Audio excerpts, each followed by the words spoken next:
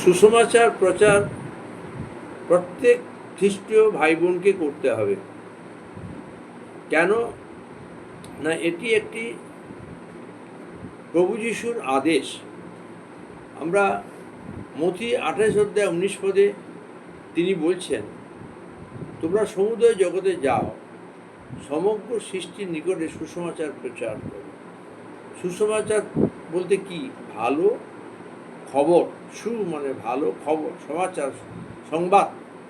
যারা হারিয়ে যাচ্ছে, যাদেরকে দিয়াবল নানা রকম সংকটের মধ্যে ফেলে দিচ্ছে এবং তাদের প্রাণ সংশয় এবং তারা কঠিন অবস্থায় আছে, তাদের কাছে একটু ভালো খবর, বাইবেলের খ্রিস্টের বাক্য শোনাতে হবে যে প্রভু যিশু ডাকছেন, মন ফিরাও, স্বর্গরাজ্য সন্নিকট। হে পরিশ্রান্ত ভারাক্রান্ত লোকসর, আমার কাছে এসো, আমি তোমাকে বিশ্রাম দেব। মথি 11:28। তাহলে তারা বিশ্রাম পাবে যদি যিশুকে ডাকে। এই দুঃখী ডাকিল সদাপ্রভু শ্রবণ করিলেন, তাকে সকল সংকট থেকে করলেন। আবার আমরা দেখতে পাই যে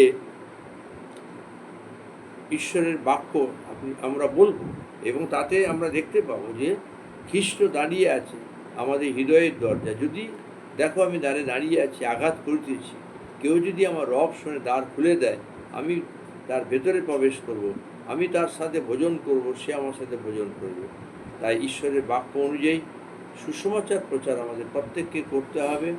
যারা পরিশ্রান্ত ভারাক্রান্ত, যারা দুঃখার্ত, তাদের কাছে ঈশ্বরের বাক্য বলতে হবে। কারণ পৃথিবীতে এমন একজন ব্যক্তিকে আমরা পেয়েছি যিনি আমাদের জন্য দুঃখার্ত, যিনি আমাদের জন্য আমাদের দুঃখে দুঃখী হন, যিনি আমাদের সঙ্গে থাকতে চান, যিনি আমাদের সহবর্তী থাকতে চান, যিনি আমাদের সকল কাজে সাহায্য করতে চান। জয় যিশু, প্রেজ দ্য লর্ড।